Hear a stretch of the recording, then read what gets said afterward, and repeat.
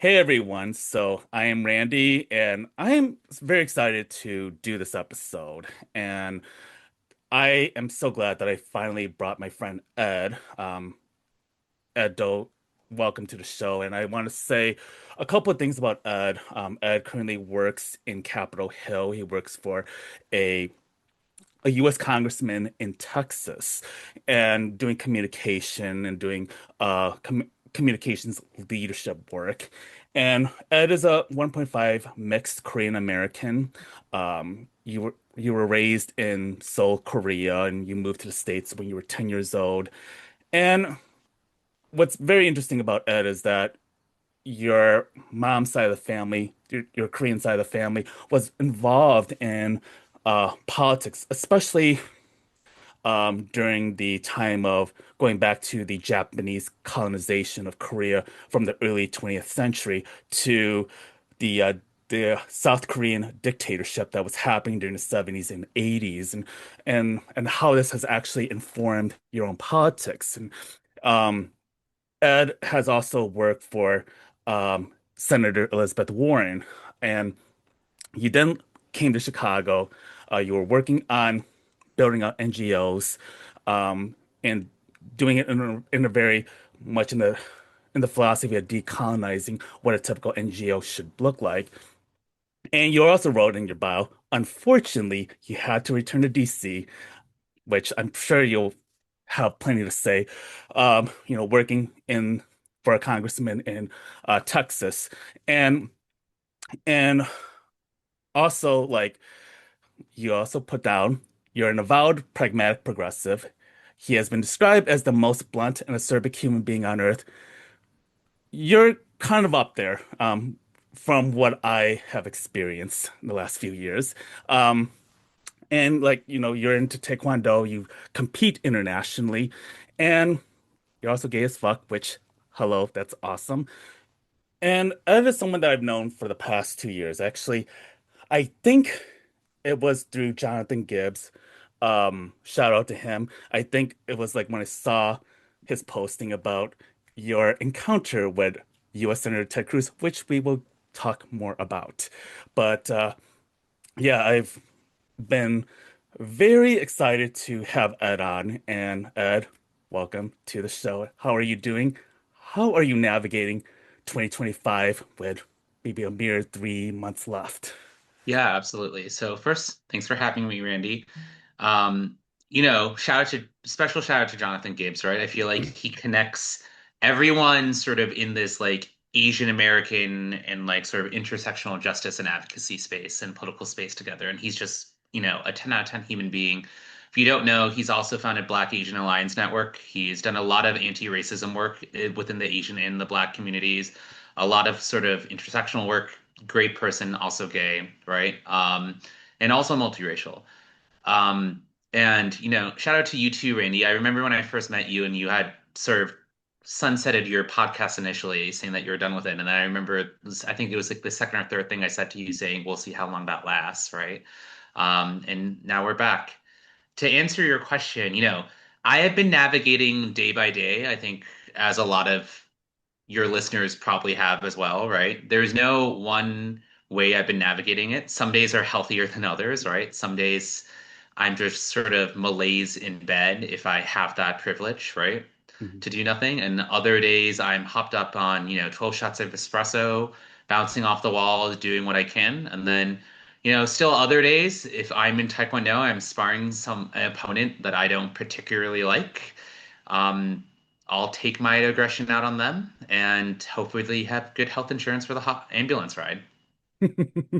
Yeah, thank you for sharing that, and also thank you for doing the hard work, which I really want to um dig into the weeds with. And so going back to the beginning, growing up with in a multiracial family in Korea, and with your mom's side of the family being involved with Korean politics, how did they get involved into the pro-Korean democracy work? And what was that environment like for them during that time? For your grandma and then for your mom, which are two very different experiences. Yeah, absolutely. So my family, they're sort of very typical in a lot of ways of many Korean families of that generation, and then other ways they are your atypical Korean family. So let me explain. My grandmother was born in 1928 in the middle of Japanese occupation, right? 9 years after the very large Korean independence movement in 1919 was crushed by the Imperial Japanese authorities that had occupied Korea at the time, and 18 years after the official colonization of Korea, into the incorporation of the empire, right, of Japan.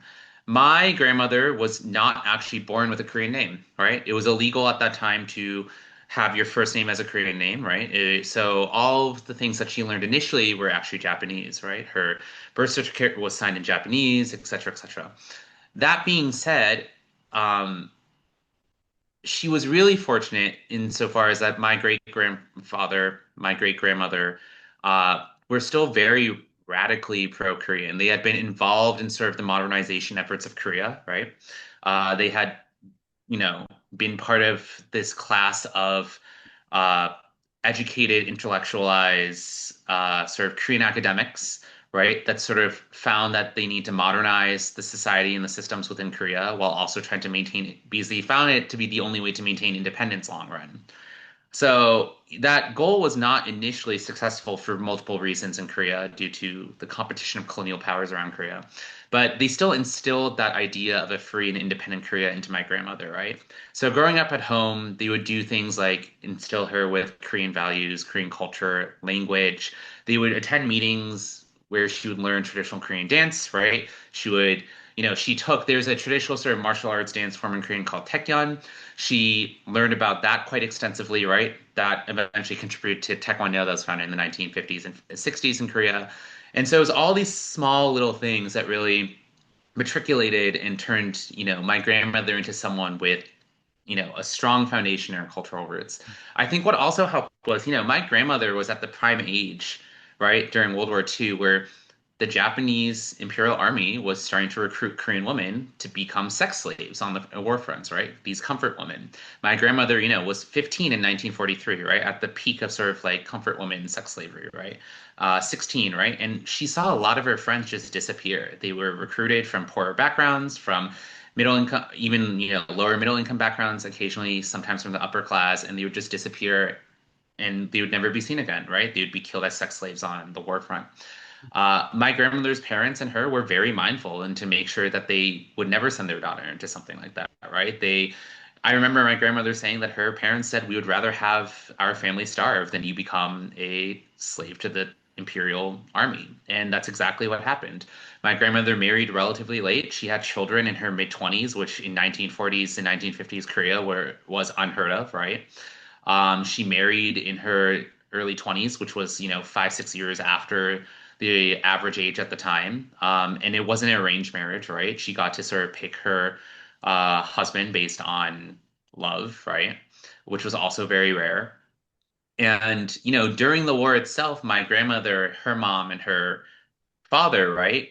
Uh, when it was still colonized by Japan, actually ran a lot of resistance movements. So specifically, they themselves were not necessarily soldiers in Korean resistance guerrilla armies, but what they did was that they would aid independence fighters and independence spies. So a really good example is my grandmother and her family had a small house in Seoul, and they ran an inn out of it. And a lot of Korean folks in the independence network would stay at that inn or stay at their house.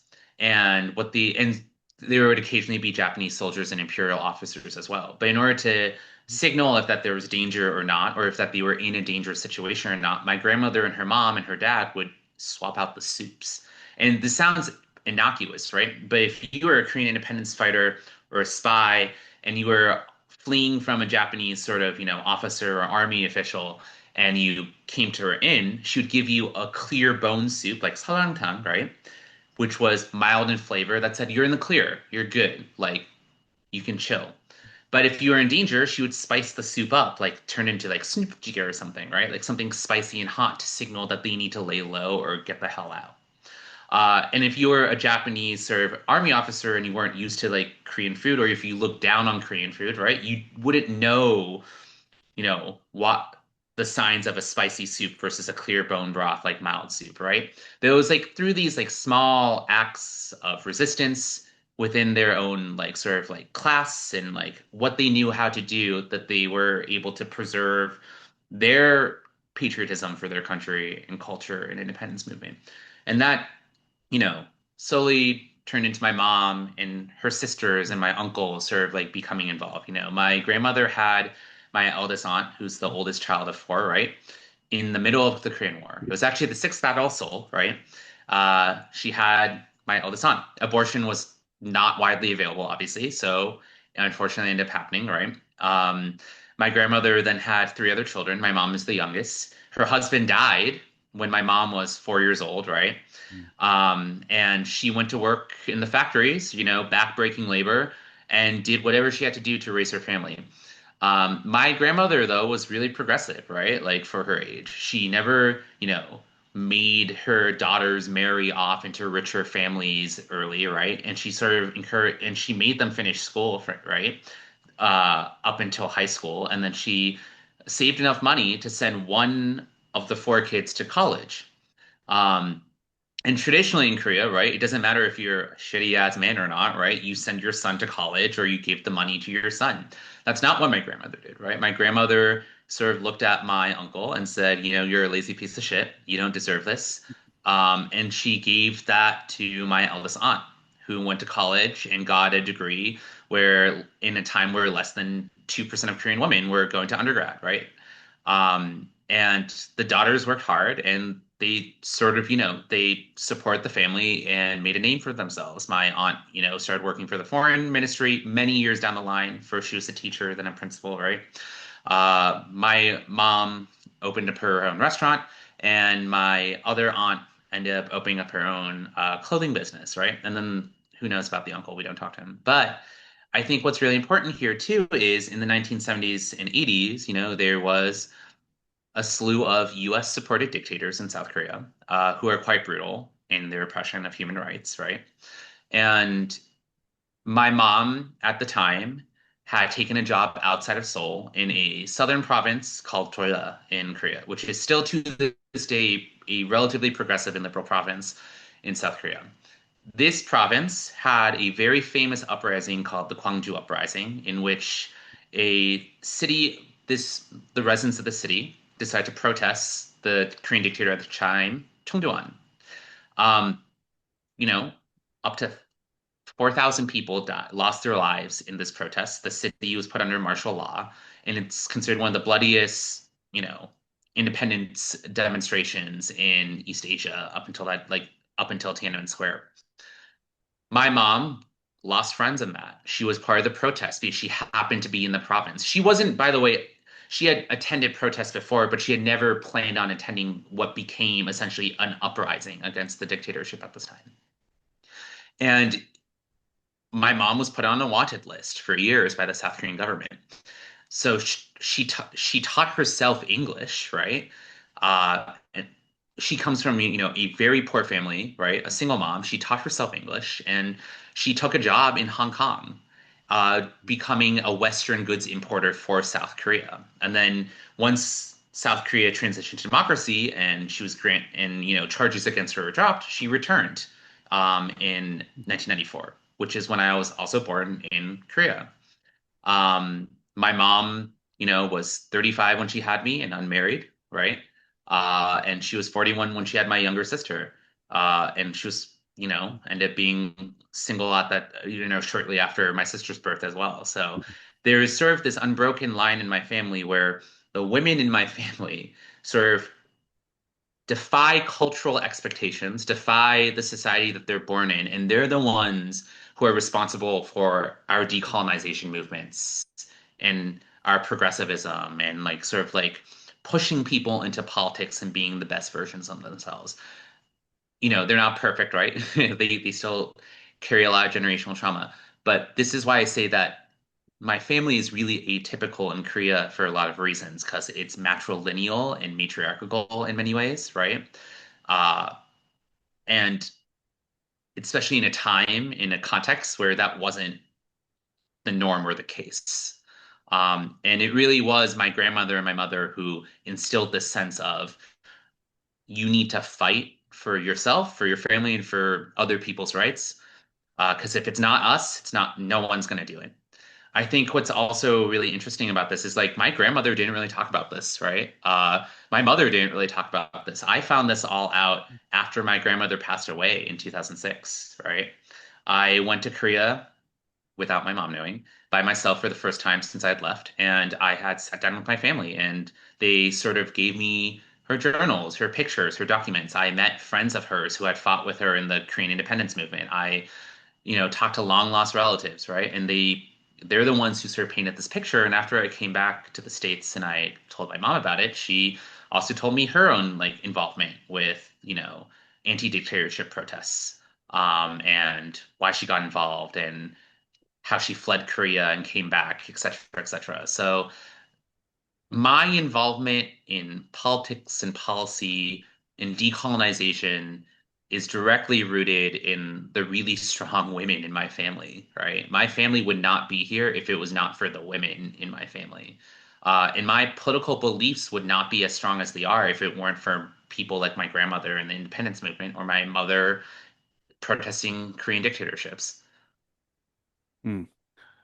I gotta say, many many kudos to your mom, your grandma, and really the women in your family that have modeled uh, a lot of the courage to, navigate and to fight against and support the liberation of the Korean people, from either from the Japanese to America to what was happening during South Korea during the very turbulent 70s and 80s era. And so when you look back in that history, because I think it's very interesting how you had to find out about your grandma's work. And I feel like it's very common for folks whose parents and grandparents that have been affected by war and been directly active during those times to not talk about that. How do you think that actually affected her and the relationship with your mom and also with you before she had passed? Like, because I feel like when secrets are kept inside and, God knows how much trauma both of your grandma and your mom experienced, like, how did that affect your relationship with them?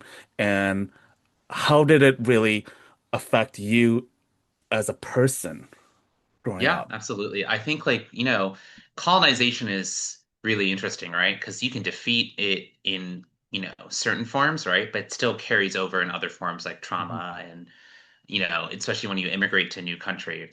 So my grandmother and my mother, they were close, right? But they were close insofar as like sort of the Korean family values of close, right? I'd never seen them sort of tell each other that, we love each other, like, all those like stereotypes that we have, like Asian families, like not being able to verbalize those things. But like my grandmother and my mom like barely saw each other for 14 plus years of my mom's life. My grandmother was in the factories after her husband died, making a living. My mom likes to tell the story of one time she was walking, to school, and she stepped on some sort of industrial, uh, waist, I believe, right? And it was metallic, right? It pierced her foot. And, she wasn't too far away from her house, but no one was in her house. Like her siblings had gone to school and her mom was in the factory and she couldn't leave. So a kind neighbor took her to the hospital, right? But my mom tells this story because she tells it of like, I s- like I understand why your grandmother wasn't there, but your grandmother wasn't there. Which, and my grandmother knew that, right? Like, which is why when, my grandmother was able to retire, all she did was dote on her grandchildren, right? Like, there's not a moment I don't remember in which my grandmother was not present in the first, 10, 12 years of my life, Mhm. right? She was there at every major event. She was at every birthday. I only have positive memories of my grandma. My mom, not so much. There are gaps there for my mom, right? And don't get me wrong, my mom is modeled off my grandmother in many ways. She's strong. She's, very politically informed for her context. She is a strong democratic activist, right? But she still holds these traumas that, my grandmother was unfortunately not able to fill. And that passes on to me, right? Like I am close with my mom, but my mom is still someone that she's the only person in the world that can make me go from 0 to 100 on the anger scale, right? Like instantly. And part of that is like we have invested so much energy into creating better outcomes and futures that we often miss the people around us in the present, right? Because our idea about this is almost, I can't be here for you in the present, but you'll understand why I'm doing what I'm doing when you live in a better future, right? And obviously, as a kid, my mom didn't understand that from my grandma. But my mom and I had this discussion where she said, I remember packing my bags and fleeing South Korea and going to Hong Kong for the first time. And she said on the plane, she started crying, not because she was leaving Korea, like that sucked, right? But she said because I had realized that like the reason why like your grandmother was absent so much in my childhood is because she was fighting for a better Korea for Mm, me. And mm, now she's fleeing to Hong Kong, right? Like there was a continuation of my grandmother's mission at that point. Um, Same thing with me in the States, right? Like they're like my mom's not perfect, but like now that I am 31, there are a lot of moments where I look back, I'm like, yeah, like my mom was fighting for a better future for me, and that's why there are these holes, right? But that's also how this informs some of our political views, right? We're fighting so that these holes aren't the norm for people in the future, right? We're fighting for like if I was born 2 generations after, right? Like if there's another Edward, like if I'm reincarnated 2 generations down to my family line, right? I don't carry this trauma anymore because we've been able to change the mm, system enough that this trauma is no longer something that is actively at the forefront or like in our frontal lobe, like affecting our everyday decisions, right? So, it affects us. Don't get me wrong, and I think that's also why our my mom and my grandmother didn't want to talk about it either, right? Like they saw, my grandmother saw millions die. She lived through World War II. She lived through colonial occupation. She lived through the Korean War, right? She saw her husband die from a lack of access to medical care, um, in a country that was preaching that the communists are evil, right? Her husband dies in a capitalistic country because Korea at the time just was poor under U.S. occupation and didn't provide universal health care. Of course, my grandmother, in many ways, and then she saw the rise of dictators when she was in her 40s and 50s, right? My grandmother, in many ways, probably thought at the time, what the hell did I sacrifice my youth for if this is going to be the outcome? I think that was the same with my mom, right? Like she was just like, what the hell did I sacrifice my youth for if, I have dictators, my friends are getting shot in the streets, if you know, the reason why my mom immigrated to the States with me is because I don't remember this, right? But apparently I came home one day from school and she was just sort of like, how was in Korea? And she was like, how was your day at school? And I go, oh, I really wish the teachers would stop locking me in the other room and giving me expired food for lunch. And she went to the school after she heard this, and it turned out that the teachers were mm, like, we don't want race mixing, right? Um, between and like the kids thinking this is okay, and like they were also like he doesn't have a dad, right? Like this is not the right family values we want to do. So my mom probably also thought like, why the fuck did I spend years in exile in Hong Kong only for my son, right, to grow up in a society that's still treating him like shit. Of course, my mom probably didn't want to talk about all of that and all of her sacrifices, right? Or sort of that part of her life because it felt like her fight was sort of negated. Everything she had done just didn't amount to what she thought would be happening at that point. So I think there's this like weird, as much as like there's a liberationist streak in my family, right? There's this weird tension in my family between all of us that our work is not done, mm, right? Our work continues. And there's almost a regret in that as well, right? Where my grandmother's just sort of like, I wish I had left behind a world where my daughter felt like she didn't need to fight anymore. My mom is the same way. I wish I left behind a world that Edward and my sister Jenny didn't need to fight or do what they do anymore, right? My mother recently retired to Korea. I brought her to the airport, and there were tears shed.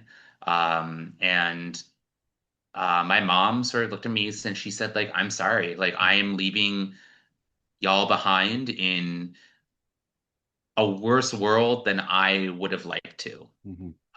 And that was sort of when I started connecting the dots too. Like, why am I doing what I do? Why did she do what she did? Why did my grandmother do what she did? Mhm. Right. So there is this tension, and it does affect our relationships. But it's also what's driving us in some way, not always, but in some ways of our work is not finished for the next generation. Mm. Yeah, thank you so much for sharing the generational cycle that from your grandma to your mom and to you. And when you decided to get involved in politics, I presume like, you know, at a young age, what did you learn first about stepping into that landscape? Because I think anybody who goes into activism, politics for the first time, it's people are green-eyed um just being very green to this work and thinking optimism and yeah, we could change the world, we can, you know, um erase a lot of the horrible things that America has done. But what did you learn about stepping into the American politics that actually realize like, wow, this is actually not as easy as I thought, and this looks very, very daunting. Yeah, absolutely. So I want to start with some context. Like my mother got involved with the Evangelical Korean Church, right, which is a product of the American and Scottish churches, right, who preach like white prosperity gospel in Korea, and it translated into a very conservative upbringing comparatively, right, to a lot of my peers. And that informed my political views up until about high school when I was identified as very solidly Republican conservative before I sort of like snapped out of it for various reasons, right? Thank God I had the people around me, the mentors I had around me, and I was just like, oh, conservatism's bullshit. Also, I'm gay. And I'm not white by US Census definitions, right? There's a lot of layers here. But when I was first entering politics, it was after that initial transition from sort of conservative to progressive, such, American liberal, whatever you want to call it, had happened. And that was exactly what I had imagined for myself. Even as a little kid, I sort of like looked at the US Capitol. I'm like, wow, like beacon of democracy, like this is gonna be awesome. We're gonna change the world. They just need, more people like me. I still think part of that's true. We do need more people like me. We need more people like you. We need more, you know, people like the people in my office, right? But I think what's changed is there's no longer this sense of optimism, right? That you can talk to maybe your conservative neighbor, and as long as like they like you and they accept you, that you can convince them, right, of the greatness that America can be when it embraces, people who don't look like each other, people of different sexualities, et cetera, right? That naivety in me is gone, right? I think that is long gone. That's been gone since, probably about 2012 when I saw the signs of Donald Trump sort of like forming the cracks, the writing on the wall. I think there's also, you know, I think a lot of people will go on sort of podcasts like yours, right, who work in politics, and they're like, doom and gloom, we hate everything, everyone sucks. I've met a lot of awful, really awful people, right? Both on the Democratic and Republican side.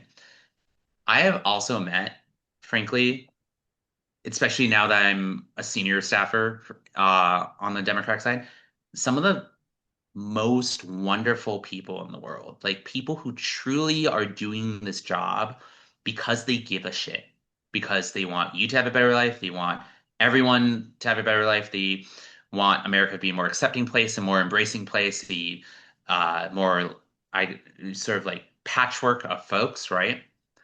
And that includes a lot of elected officials, right? Like Mhm. there are like I think there's this like this idea that like a lot of Democratic Congress folks are out of touch, right? They're not, right? Like some of them are, don't get me wrong, but a lot of them aren't. They truly give a shit. Like I have seen Democratic congressmen and women like crying over like really awful policies or people in detention, right? And fight as hard as they can on the background, right? Like those are the moments that I think that like as much as like my naivety about some things have sort of like washed away, a lot of sort of hope or optimism about people that I work with or within the same political alignment as me have also restored a lot of faith in me, right? I don't think I would still be in this position under the current administration circumstances if those people were not present every single day of this fight. Hmm. It's a very interesting point that you bring up because, to be a staffer for a congressperson, you are the eyes and ears of the constituents, but you're also the eyes and ears for the elected representatives. And it also makes me wonder because, like, I myself have been extremely disillusioned since the 2024 election, and I'm like, you know what? I really am sick and tired of the politics. I don't know what to say. I don't know what we can do at this point because, like a lot of us, especially progressives, are like fed up for the past 10 years, at least the last 10 years, where, where Trumpism has really taken over this country. And it's like, why are people still falling into this trap? But on the Democratic side, I also wonder what it must be like to be a staffer for U.S. Democrat Senator John Fetterman from Pennsylvania, who has, you know, turned away from a lot of the Democratic um, messaging that his voters voted him for. So I wonder what that must be like for, I know you can't speak on Fetterman and the staff, but I'm also like thinking, gosh, I'm sure that there must be so many tense moments where you're like fighting with your elected rep and the staffers about policies, about the impact that it's going to have on the communities and so forth. But how do you like, navigate all of this messaging and trying to like work with the public and with the elected representatives? I think that's a really interesting point, right? I'm not Fetterman staff, and the congressperson I work for is, someone that is really well informed about their constituents. They grew up in the area that they are representing, right? They reflect the demographics in a lot of ways of the area that they're representing, and they've, like literally, you'll walk down the street in the district that he represents, and they'll call him by his first name. That's how, because they've known him for 30 years, right? Or they knew him since he's been a kindergartner. I will say this. There's a lot of nuance in policy that is missed, right? Not just by the media, but when you get on Twitter fights. There's a lot of things I think people are like, why aren't Democrats fighting back as hard? That people don't understand that is happening in the background, right? So I remember there's all these terrorist terms constantly about like, why aren't Democrats fighting this? Why aren't Democrats fighting that? And there are moments, certainly, that I think individual representatives and senators will agree, right? That they disagree with how the fight has happened. Then there are other moments that like they have fought as hard as they can from a legal perspective, right? They've done everything that they legally can, but it's such a weird, complicated policy mix that there's nothing else that they can actually do within the law, right? Really good example. When Republicans cut Medicaid by $1 trillion in July, we were up, 4 or 5 days straight without sleep. We were filibustering, we were delaying it in committee. We are trying to rewrite, add amendments, take out, block votes, right? At the end of the day, if you're not in the majority in Congress, especially in the House is just a simple majority vote, right?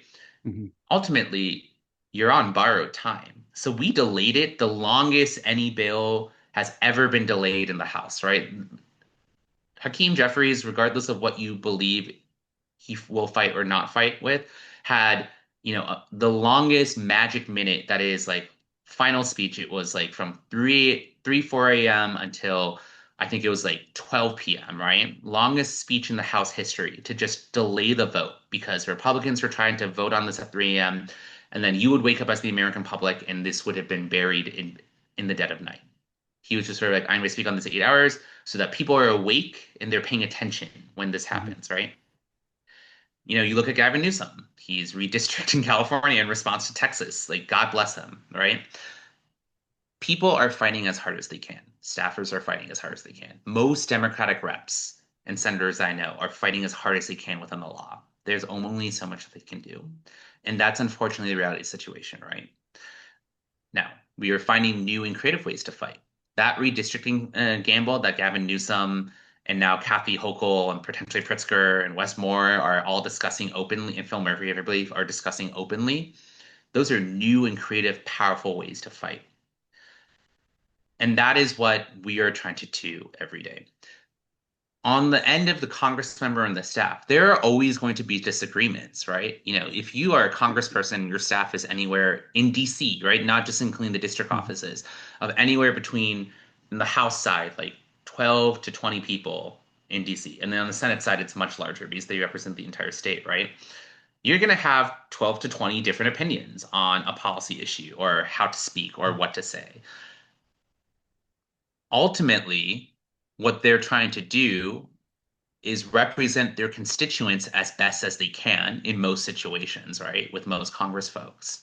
And sometimes it doesn't make sense nationally, right? To the entire Democratic Party. Some votes won't make sense to, let's say, if I am an average resident in Dallas, right? And my entire job, and I'm speaking for our district, and my entire job as someone who didn't go to college relies on, let's say, a non-green industry, right?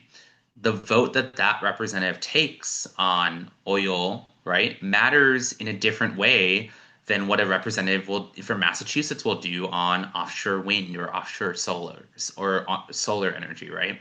So what I will say this is this: where there is pushback, there's often shifts in views, right? I have seen a lot of Congress people who have changed their approach, their fight, their words, or even their policies because staff have pushed them in a certain direction. Vice versa, too, where a congressperson comes in and goes, I know what you're trying to do. Here is the reality of our state or the people that we're representing. And this is why I'm taking the policy that I do. Most of that is covered in a way that's not public. I think in the case of John Fetterman, in the case of certain other folks, it becomes much more public because of the radical shifts of their campaign versus them in an elected office. Hmm. I think that's a really important insight that you shared, especially with the context that a lot of people are not aware about what goes on behind the scenes, especially from the Democratic Party. And it's also been, very clear that a lot of progressive voters have been very disillusioned Yep. since the election because of what's going on in Gaza, what has um, what has been where like APAC has, influenced a lot of the politicians, definitely on the Republican side, but also on the Democratic side. And also like on immigration, on the deportation issues. And there's like a plethora of of issues that it seems very hard for progressives to agree on, versus like where the right wing conservatives tend to have this one thing in common and they stay with it, they unify through it. And I think that is also something to like really name and why we are in this current environment. I also think like about your district in the Dallas-Fort Worth area. And that is a demographic that has been changing since definitely since the Obama Yeah. administration. And that has been kind of going from red to purple to I would say lean blue. Correct me if I'm wrong. And especially with what's going on with Texas with the gerrymandering that the GOP is trying to redraw, which for a lot of folks that don't know, and I what I could say about the gerrymandering is that whoever gets the majority in the state level, whether it's the Republicans or Democrats, and on a specific, I think on a census year, they can redraw the map to favor a Yep. party. And so in this case, um, this current gerrymandering map um, has really suppressed a lot of Black and Latinx and Asian voters in a lot of the heavily populated cities, like including Dallas and Fort Worth, Houston, Austin. Um, I'm very curious about both the district makeup and um, what their views are, and how does it align with where the Democratic Party stands nationally, and also um, and also with the current gerrymandering and what will be the consequence when, if and when this goes through, which more is likely a when. But yeah, Yep. I'm very curious to know what that dynamic also looks like. Yeah, let me put it this way too, right? So every state does their redistricting on a slightly different way. The state legislature decides districts generally. Some states allow for blatant partisan gerrymandering in their constitution. That includes Texas, right? If a Texas government says, I want more Republican seats, gerrymander, they are legally able to do that. Other states, like Wisconsin and California, have independent redistricting commissions that don't allow that. And normally it's every 10 years. However, the reason why Texas is so interesting is because they're doing it not on a census year. We don't have new demographic data, right? Since the last census. It's been 4 to 5 years since that's happened. They are doing this purely for seats. However, the trends of Texas have been, generally speaking, almost 100% of the growth from Texas, almost, right, has been from Black, Asian, and Latino voters, right? In DFW, in Tarrant County, where Fort Worth is, it's about 100% of that growth, right? Dallas is solidly blue. Fort Worth leans blue. Tarrant County is literally 50-50. It's very purple.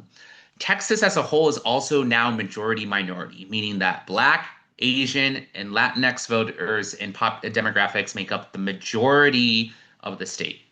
So when we talk about Texas, I want to be clear. It is not a red state. It is not a white state. The reason why it is white and red is because of voter suppression, right? Because of information asymmetry, because of resource asymmetry by majority sort of white Republican conservative areas against minority held areas.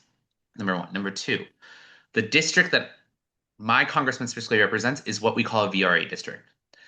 The Supreme Court, the conservative Fifth Circuit Court of Appeals as well, found that Texas was intentionally suppressing racial minority voting power by cracking and packing minorities into majority white districts. Essentially, that they were taking minorities and shoving them all into one district where they could only elect one representative despite having more, arguably more people that is needed for more representatives, or they were cracking them where they would dilute the power of minorities in the similar geographic area across more spread out districts with larger white populations to dilute their voting power. That is how my congressman's district happened. A conservative court, a Republican controlled court was let's say this is how bad it was. They were like, you are being racist. You are voting the Voting Rights Act. That is why you need to redraw your maps. This map, currently in Texas, was originally drawn by Republicans. A conservative court then said in 2020 and 2021, you are intentionally cracking and packing minorities. And they said, no, we're not. We did this race blind.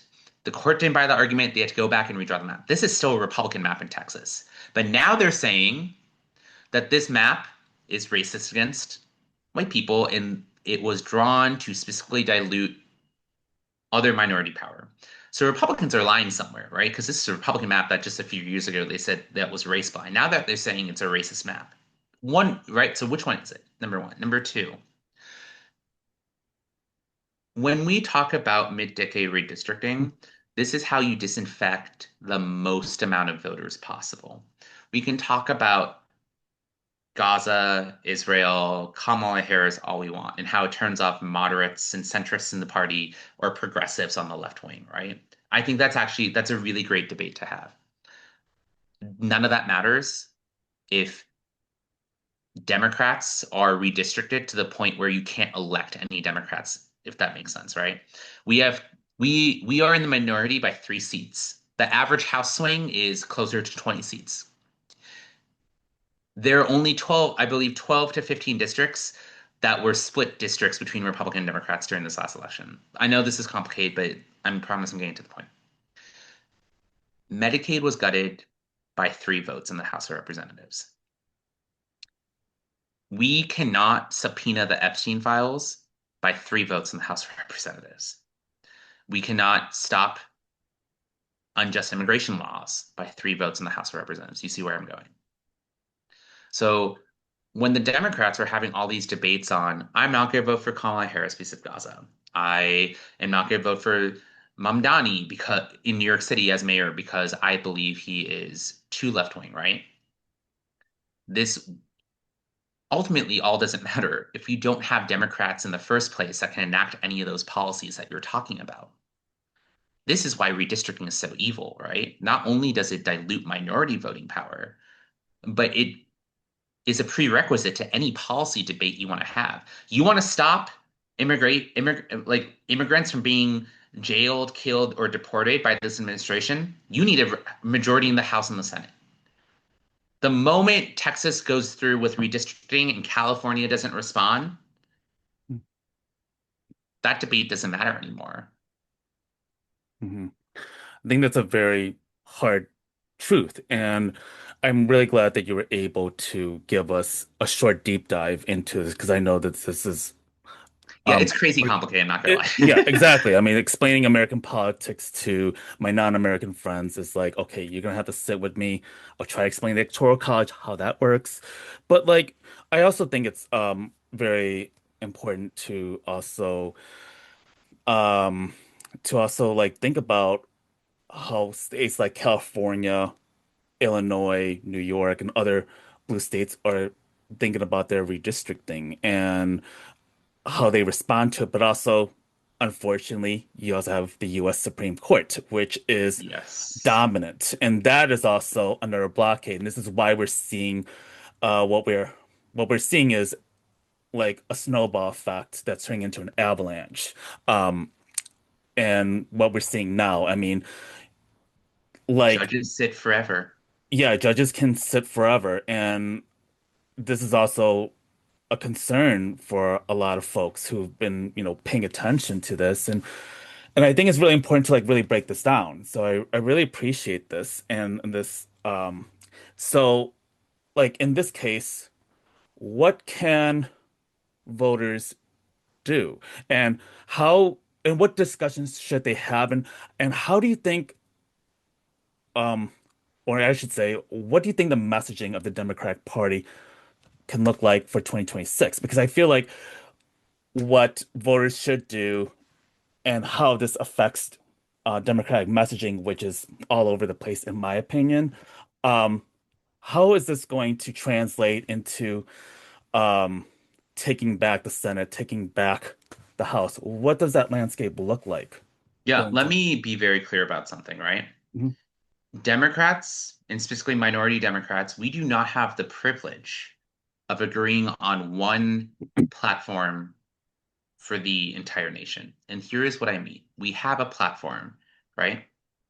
It is better access to healthcare. It is, a improved immigration system. It is food on the table at a cheaper cost, keeping the lights on and, you know, making sure that you are able to afford housing, right? There are there are 200, I believe, 14, 13 Democrats that are currently sitting in the US House of Representatives. There are 213 different ideas of how to achieve those goals. And here's why. The US Democratic Party is a big tent party, right? We are a patchwork of people. We are not a monolith. And that's great. That is where our strength and diversity comes from. That is why we consistently win larger portions of POC votes and minority votes, right? What does that mean? The Republican Party is a monolith. It is mostly white people in suburban, exurban, and rural areas that have a stronger and more congruent, not stronger, but a more homogeneous policy platform, right? You think of one idea from one person there, it probably resonates with the entire people, and it's a top-down strategy, right? Whereas there's a lot of advocates on the ground in the Democratic Party trying to inform the leadership what they should do policy-wise, right? The Republican Party is top-down, where you have Donald Trump says something and what he says goes, right? And we can get into like why that has turned the United States into a soft autocracy or dictatorship in a bit. But let's focus on the Democrat Party, like you said. Here's what voters need to do, even if you're not a voter. That's problem number one. You need to fucking vote, right? Um, I do not agree with former President Obama on everything. I think one of his best lines ever is "Don't boo, vote," right?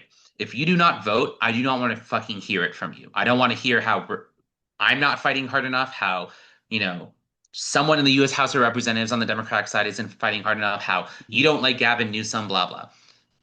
If you don't vote, I don't give a crap about your opinion, right? And this sounds harsh, but let me put it this way too.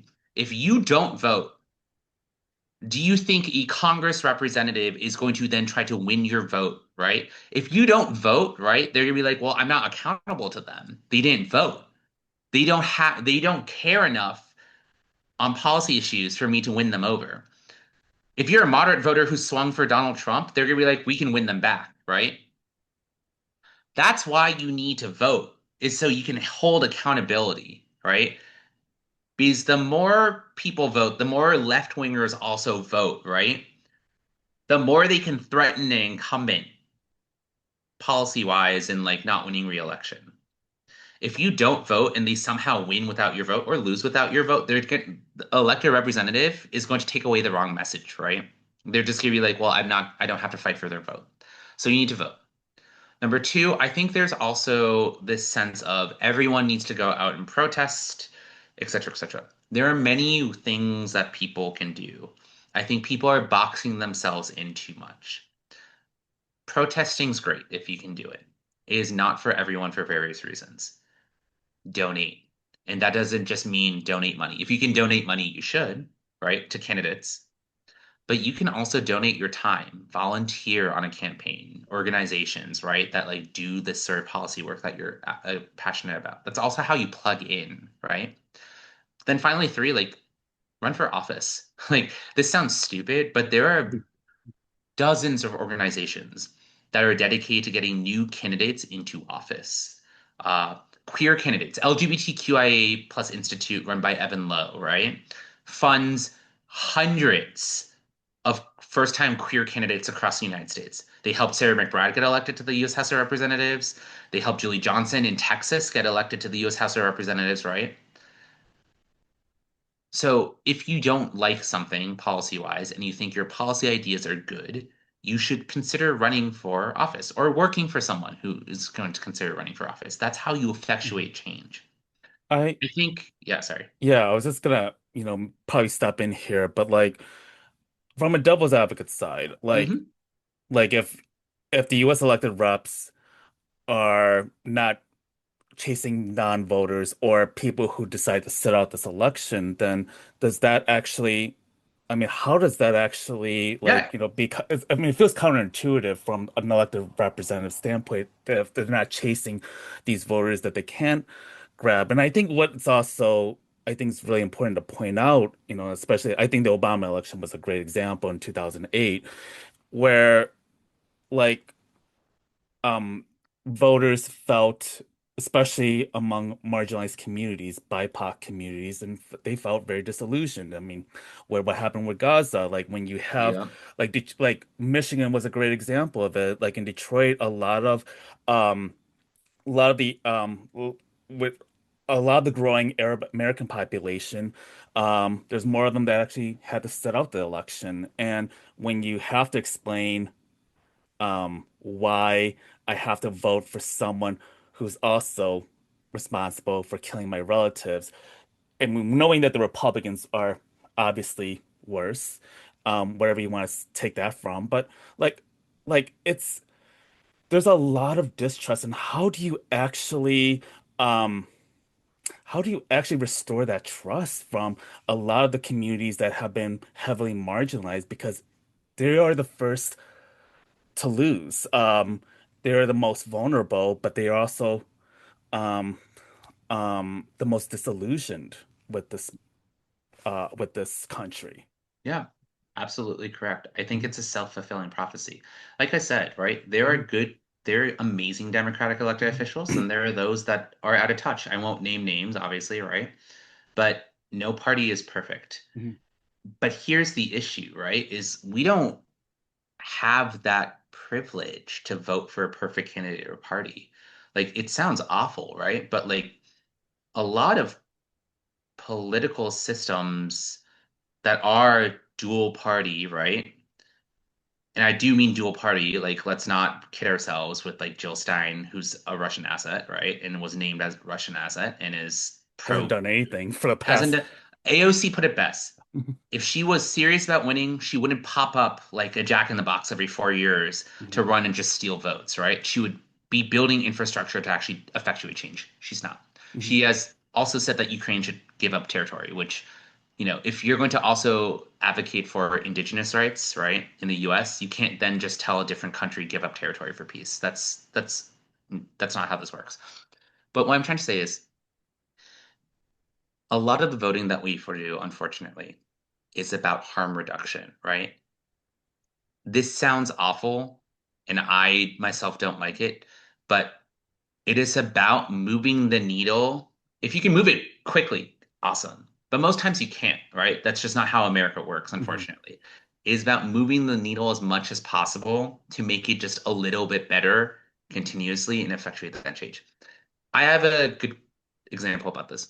I think Kamala Harris's candidacy was hamstrung by Joe Biden for a lot of reasons, right? Like he essentially told her, "You can't contradict me in any way and go out there and defend me." Really weird and awful command from Joe Biden to Kamala Harris. And I don't agree how she like what happened because essentially she lost the election when she said, "I wouldn't do anything differently than Joe Biden," right? And that turned off a lot of folks on the Gaza issue, et cetera, et cetera. Here's my question to third party voters and non-voters.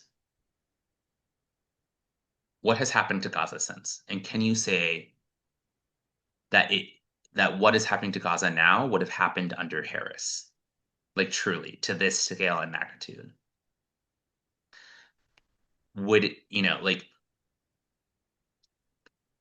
had it's a weird situation too, right? Because like I am not Arab American, right? I'm Korean American. US occupation has destroyed Korea, right? Like we are still divided because of US and Soviet occupation. I am still voting Democrat because ultimately that's still a harm reductive policy, right? Against current circumstances. So what other choice do we have? Because ultimately, if you vote third party, you're just virtue signaling, right? You give a mandate to Donald Trump. You tell folks like Donald Trump that you are willing to set out elections by pinning it on singular issues, right? Gaza, as awful as it is, by the way, is not the only issue that affects us as minorities, right? So by voting third party, you've doomed other minorities in the country, right, to live the life that they live. This is what I mean by harm reduction. Until we get to this paradise where politics are perfect, we have to move the needle any way that we can. What is happening right now in Gaza is a genocide, it's a famine that Netanyahu caused, that Donald Trump is tacitly allowing to happen. My opinion on this is that Harris would never have made said the words, "We should turn it into a resort with a Trump casino," right? We can debate Harris's foreign policy and what that would have looked like. If I don't think we know too well, frankly, right, on mhm, how far she would have differed from Biden or not.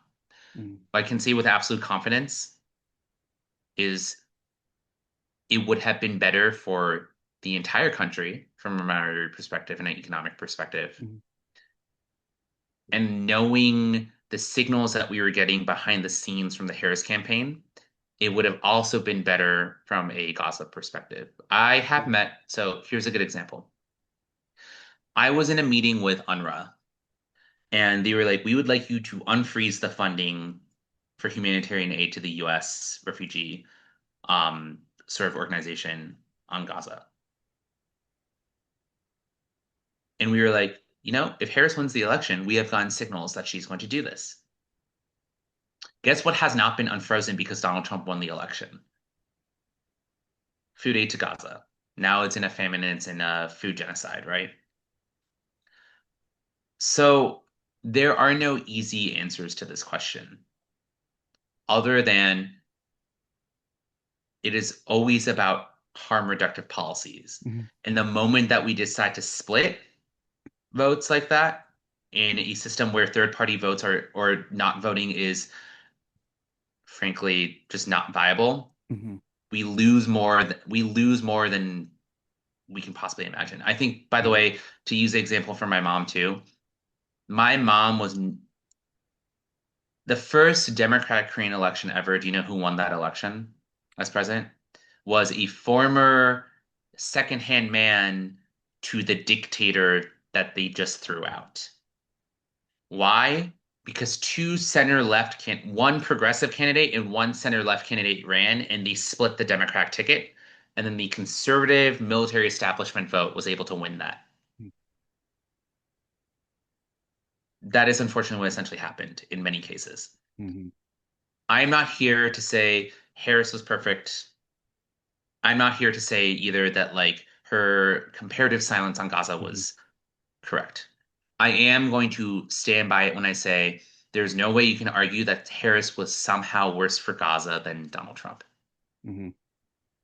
Where does your congressperson stand on Gaza and also on the current immigration raids at this time? Immigration rates? Immigration rights and also with the deportation issues Yeah, along with Gaza. listen, he is Mhm. strongly pro what's it called? Two-state solution, right? In the Mhm. Middle East. He always has been. He is he has been from the very beginning someone who supports food aid and aid, right, for civilians in Gaza. Mhm. And he has strongly also been against the antagonism that Donald Trump has essentially brought upon, right, in Israel and Gaza. And then when it comes to immigration, right, he's always been an advocate for fair immigration and reform. We've been sending, I don't know how many letters and investigations we've opened up into ICE abuses in our district, being like, you cannot detain people in this manner. You cannot Mhm. pull them over in this manner. You cannot deport them in this manner. You cannot, like we have sent God knows how many investigatory letters to fucking cosplay Christie in ICE, right? Like ICE Barbie, right? And being like, this is illegal. You cannot do this. Um, he's always been an advocate for like fair immigration and fair reform, right? He's also considered one of the experts at civil rights and voting and map and fair redistricting, right? Since the early 2000s as well. Um, it's just one of those weird situations that like we try to practice oversight as much as possible. In theory, congressional members and staff, by the way, are allowed to sort of go to an ICE facility and be like, we're conducting congressional oversight, right? You have to let us conduct congressional oversight. They've been denying us. They charge Monica LaDriver with like trespassing, right? When in legally a congressperson can't trespass when she's doing oversight. So, we're advocating all these positions, right? But the Republican Party in Congress has forfeited any sort of checks and balances on Donald Trump. This is why I say that we're in a soft dictatorship, right? Because in theory, a legislator system is not just there to like rubber stamp the executive's authority. I mean, same thing with the courts, right? It's there to provide a check so that when the executive agencies and authority are running rampant and breaking the law, that we can enforce the law or stop them from doing the worst things, right? That's not what's happening. Like we we've brought this up to agencies. We've tried to open up investigations. We've tried to conduct oversight. Um, Good example. Senator Alex Padilla literally was put in handcuffs and tackled at a press conference when he was calling out Kirsty Noem for breaking immigration law in the United States for ICE, right? That's the point we've gotten to. The Supreme Court didn't enforce their own ruling on Abrego Garcia for close to a month, and now he's being redeported to Uganda, right? Um, under Kristi Noem. This is what I mean, right? Like, the vast majority of Democrats, right, are pro pro immigrant, right, in some way, right? Like they have been advocating for immigration reform for the better part of a decade, and they've only controlled Congress for the past 12 years, right? Hmm. And it's normally only been one chamber, and it hasn't been the required two-thirds in the Senate for the most part to pass comprehensive immigration reform, or to ensure that like you were able to negotiate two-state solution to what's happening right now in the Middle East, Hmm. um, while ensuring the human rights of both of all involved, right? It's just one of those unfortunately weird situations where, like a good example, like early 2000s, we had President Bush, right? Even when we had a Democratic legislator, we didn't have a two-thirds majority, so he would veto things, right? Hmm. And he helped gut the government, and we never recovered from the Bush gutting, right?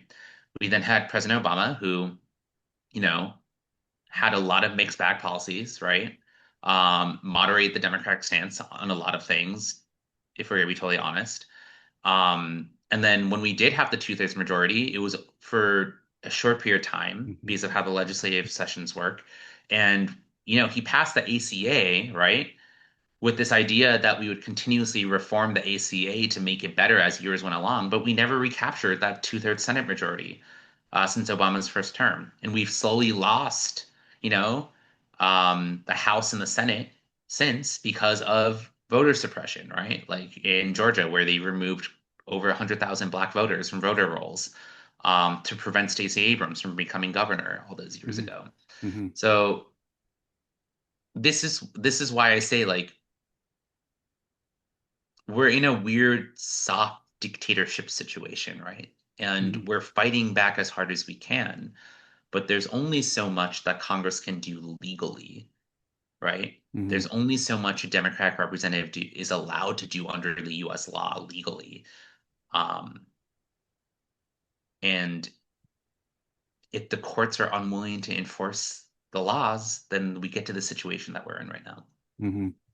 I really appreciate you having to bring a lot of the nuances. I know that perhaps my listeners who are checking in on this episode are probably thinking, well, like I still don't agree with what's going on, and I think it's fair. I think it's very Yeah. fair to name that, to call that out for what it is. But I think that's why we need to have these discussions because nothing about policy is always going to be static. And I think like it can I mean, we have the ability to move goalposts, but it's about getting the numbers. And also I think that, you're speaking from having your congressional staffer hat on too. I also want to name that too, because I mean, you're juggling between Ed Doe, the person, the activist, and then Ed Doe, the congressional staffer who has to be pragmatic, who has to like listen to all the constituents that have differing solutions, differing point of views. And I think that's something to really name that. Yeah. Let me put it this way too. The best way of putting it, right, as someone who is pragmatic and progressive is I never want the perfect to get in the way of the good, right? If we can do something, even if it's not perfect, but it's still good, then we should do it, right? If perfect's not going to happen, then fight for the next best thing, right? And continue to move that needle towards the perfect. The best way of putting it too is, there are moderates in Congress, there are centrists in Congress, and then there are progressives in Congress, right? Generally speaking, if you look at the Democratic Party, there's very little sort of disagreement, even from moderates and progressives, on what they have to vote no on, right? Like Medicaid cuts, right? Versus where they start to like fall apart in terms of their Mhm. voting rules, right? Every Democrat voted against Medicaid cuts. Every Democrat voted for pro-gun control reform. Every Democrat voted um Abortion. for right abortion, right?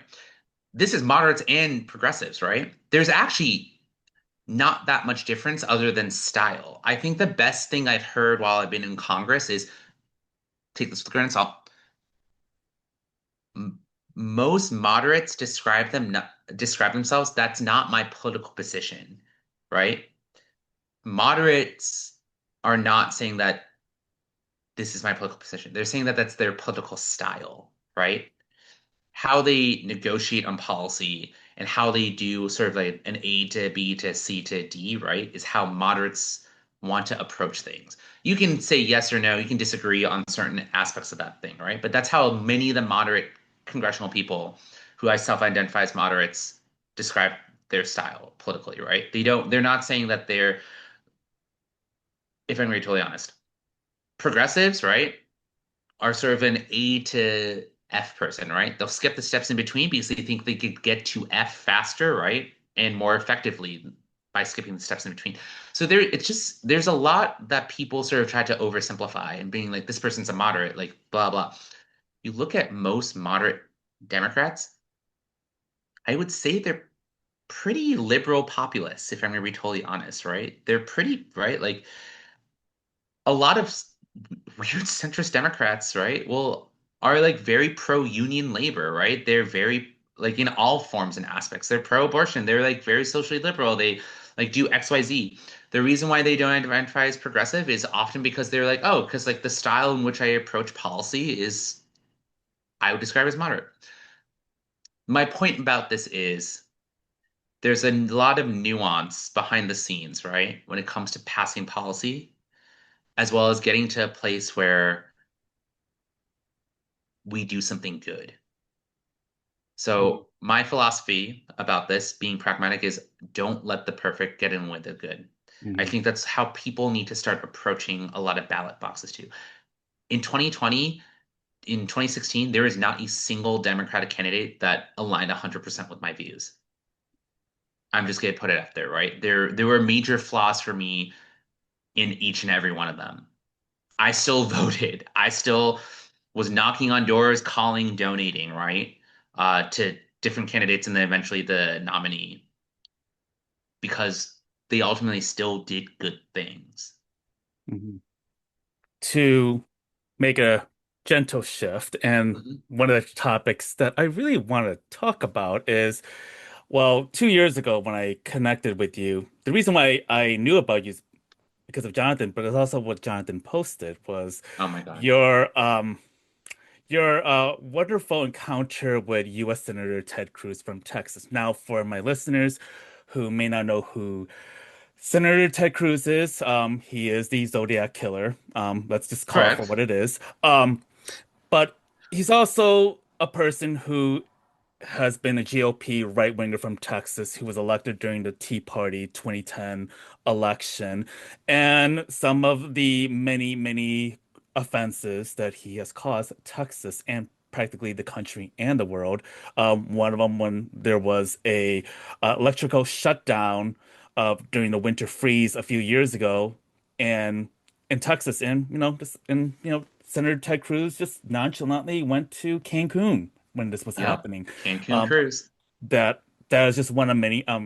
How he got elected again, I don't even want to spend time on this because I know there's a whole lot of issues with Ted Cruz that just confounds me. But I want to know about what that encounter, what happened during that encounter, and give us a little bit of a story behind it because I'm very curious and I think it'll be a Yeah.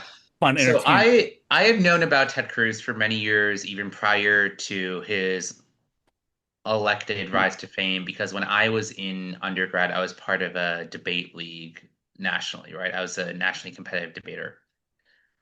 Senator Cruz had been on this debate league, and he's infamous for having never won nationals, despite being a very talented debater, for many reasons. And everyone on this debate league hated him. They hated how he smelled, they hated his personality, they hated his guts.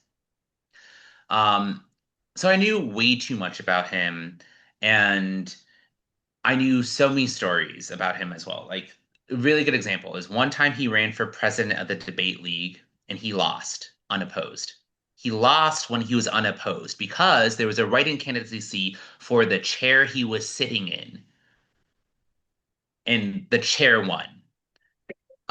Eventually they ended up electing a protest candidate who ended up becoming president of the league. But that is how disliked Ted Cruz is. He has always been disliked. Fast forward, Ted Cruz is Ted Cruz, gets elected, does all the awful shit that he does. So during the first GOP attempt at repealing Obamacare, the Affordable Care Act, um, I was young and out of college. I was in Washington, D.C. at my first college job, and a bunch of friends and I went to the congressional baseball game. For those of you who don't know, it's when different representatives and senators from each who are elected, right, form teams, Republican versus Democrat, and they play a baseball game for charity. All the proceeds go to charity. So I obviously buy with my friends tickets to the Democratic section, and I am probably 8 drinks in, and not beer, but like those tall, body-sized hurricanes, right? That are like this big, that are flutes. And there is a very infamous picture of me in which I am pretending to be a Statue of Liberty with two flutes because I drank 6 of them. I don't remember that picture. Here's what I do remember is we were sat at the edge of the Democratic section. Ted Cruz was right on the other side on the Republican section. I see his entourage and him file into their seats. And I stand up on my seat, and it is very obvious who I am with. I have a blue shirt that says Democrats, Union Made. And I go, Senator Cruz, and Senator Cruz. And if you know me, my voice, as like nasally as it cuts, right? Like you can hear it. It booms. So Ted Cruz stops, looks at me, and he smiles and he waves. And he I'm like in front of everyone, admit that you are going to cut funding to the ACA, because at this point he was dancing around it and he was just sort of like, we're not cutting funding to the ACA, we're just getting rid of mandates.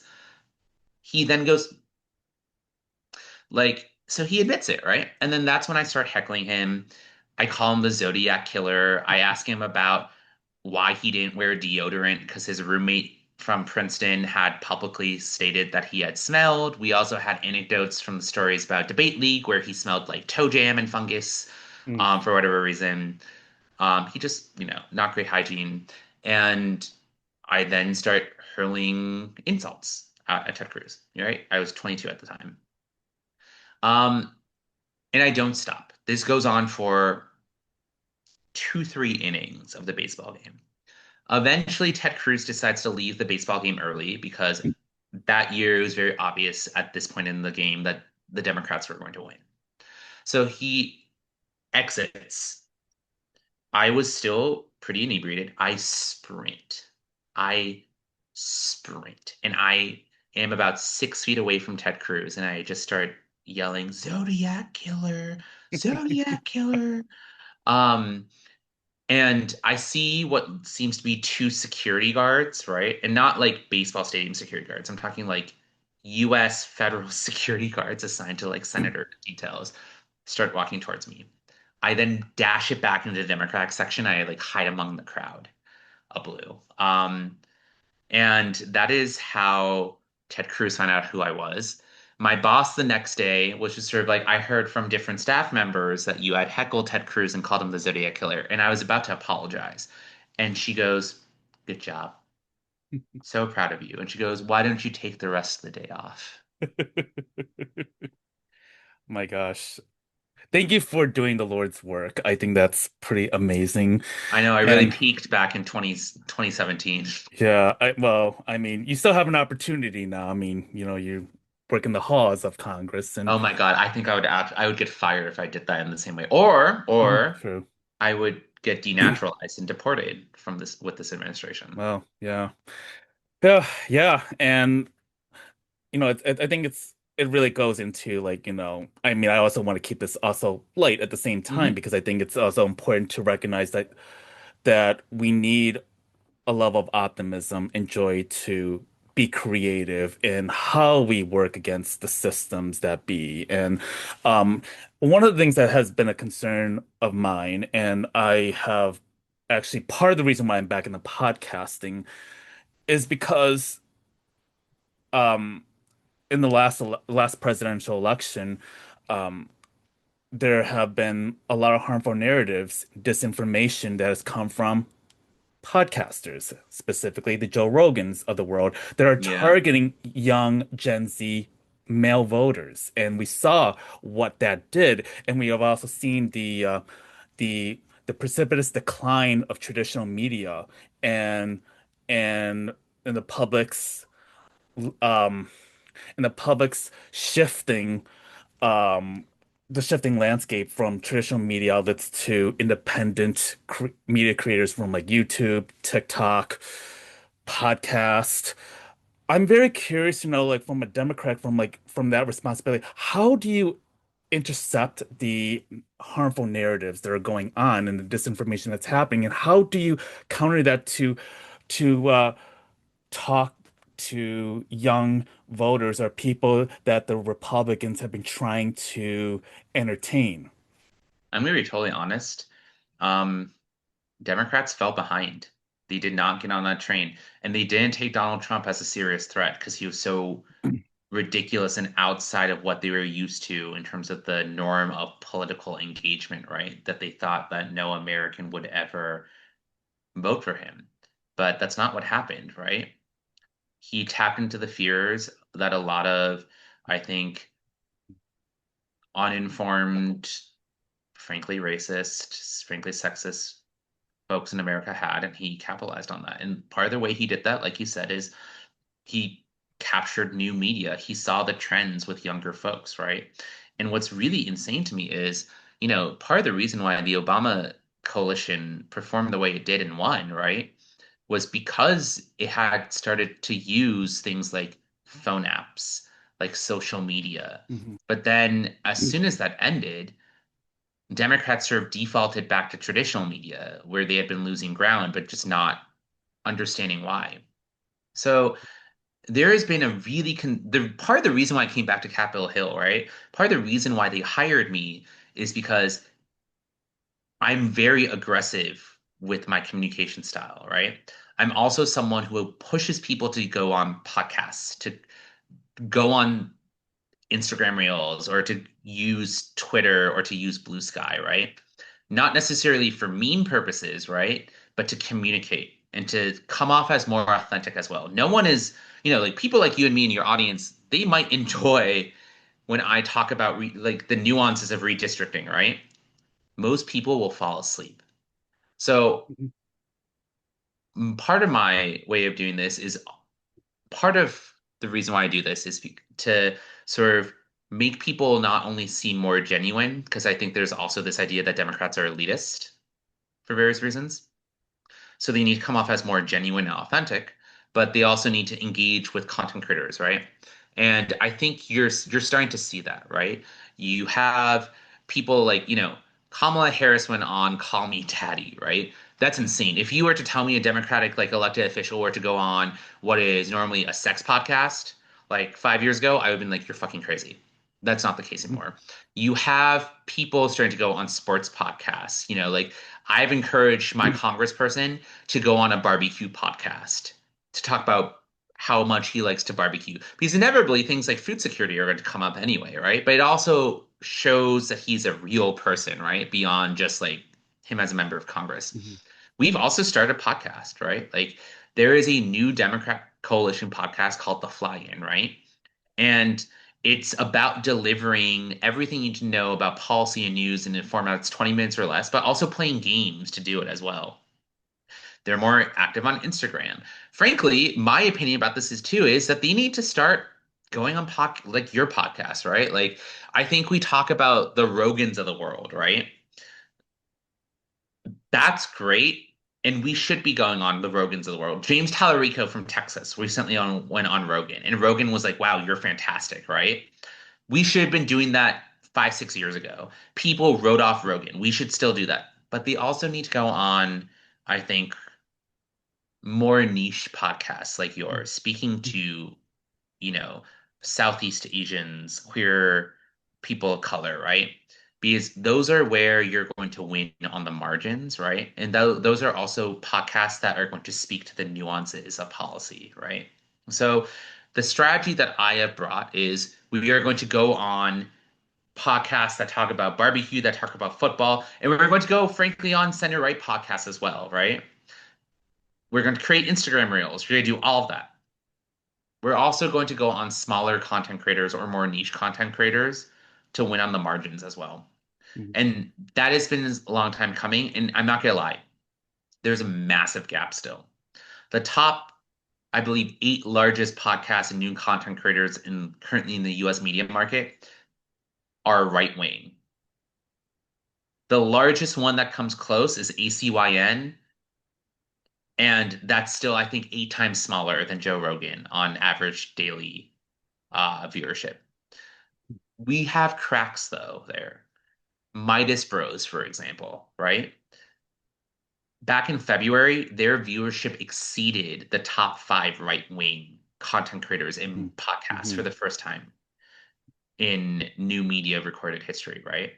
So we are making progress, but we need to continue with that momentum and we need to speed it up. And that's part of the work that my congressman has been doing as well. He, back in 2012, when he got elected, said, we need to do our own podcast, we need to do all these things. People didn't listen to him. Now suddenly they're listening to him, and they've listened to him to the point where he's been elected vice chair of communications for the new Democrat coalition because they were like, oh, he saw the writing on the wall.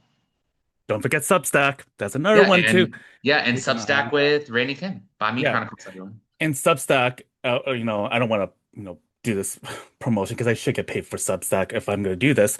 But I think it's also important to note that, yeah, there's also unfortunate right-wingers doing Substack too. So, like, for me and for a lot of progressive folks, I know there's some people that are trying to lead that platform, but I'm also like, I don't want it to be another Twitter grave. Like, I want to, like, counter or be a part of what counters what's happening too. And Yeah, also like continue to create media. That does not have to be confined to the big corporate platforms. So I think that the more we create, the more collaborations we have, the better we're yeah. off. And I think to as we start to like wrap up soon, but like how do you take care of yourself? How do you and your colleagues take care of yourself during this time? I mean, we're only like 9 months into this administration and we got like at least a good 3+ years. And Man, I don't. yeah, yeah. I'm not gonna lie, it's been tough. Like in 9 months, I have not taken a day off of work. Um, if you know me and you know my colleagues, there are literally weeks that we don't go home. Like we have blow up mattresses in Democratic offices to monitor situations so that we can respond to them and like open up challenges immediately or like inform the public immediately. Like during like the Medicaid gutting, literally did not go home for a week. I went home twice to walk my friend's dog because they were on their honeymoon. And I went home once at 3 a.m. to feed my cat. And then I was called because the vote for gutting Medicaid was being called at 3 a.m. that morning. I kid you not, right? This is the reality that we're living in. Um, so I'm not gonna lie, there's not actually a lot of self-care that I'm able to do in my job, Mhm. right? And that's not, it is a privilege to serve and to fight the way that I'm doing. And I love my office. And I am doing this job because I truly mean it when I say I want the next generation and this generation to have it better. But it's tough. Um, I don't have, I need therapy and psychiatrist, right? Since I moved from Chicago, but um, I don't have time for weekly appointments right now. I don't, right? Like there there are nights that I get off of work and then an emergency pops up and I'm back in work. And that's most nights or most, right? Like I came home today and I was getting ready for your podcast and I had to respond to an illegal ICE detention, potentially illegal ICE detention in our district and figure that out, right? Um, so there's not a lot of self-care, but there is joy. And that's a little different from self-care, right? And let me explain. This is advice for everyone, right? Who's not me. Mhm. The best resistance you can offer is joy, right? Enjoying the things that make you you, whether that's being super fucking gay or super fucking Asian or super fucking like whatever, your identity is and celebrating that. If that means that you are in your Aodai and you're at an event, or if you're, you know, Korean and you're cooking the smelliest like 해장국 that you can, that is an act of resistance, right? That is what the Republican Party is trying to stamp out, is celebrations of cultural expression and personal expression, right? So that is an act of joy and resistance. So I have not been able to self-care that much. My boss, by the way, my chief of staff at my yearly review back in August said, "You've done a great job. Here's my one critical piece of feedback for you. I need you to take a vacation. I need you to take a break. I need you to unplug. You are going to burn out. You have not taken a break. You are, on 24/7." And he was just like, I understand it feels impossible, but the moment you feel like you can take a break, I need you to take like a vacation. So I'm going to do that at some point. I just don't know when yet. But in the meantime, I found joy in the acts of resistance that connect me and ground me to who I am. So I love Taekwondo. I've done it since I've been 3. It's inherently a Korean martial art, right? And it has roots in several different Korean folk martial arts, right? That connects me to my culture. That connects me to my ancestors. That's something inherently not white and American, right? That is a joy and an act of resistance. I bake a lot of Korean fusion desserts. That is an act of joy and resistance. I went to World Pride and I went to a bunch of different parties, talked to a lot of cute boys who don't really hit me up anymore, but that's a different story. But that was an act of resistance and joy. Mhm. So in the moments where I cannot do active self-care, which has been the past 9 months, it's the acts of resistance and joy in Taekwondo and celebrating queerness that give me a lot of joy. And frankly, like going on this podcast, right? Like Mhm. there's not a lot of spaces where we can talk about things like this, right? There's between two queer Asians and like sort of like experiencing the nuance of what that means in our context and decolonization and what that means in politics and policy moving forward and having those discussions, right? This is an act of joy. This is an act of resistance. That is how I'm experiencing whatever self-care I can. Mhm. Um, and you bring up a good point. We are only 15% of the way through this presidency, even though it's felt like years. And these acts of joy, these moments of resistance are what's going to get us through. Last note on this, right, is I remember my congressperson had their birthday and they invited obviously their staff, right? His staff, as well as other members of Congress, organizations, blah, blah. And I remember he gave a toast to his birthday.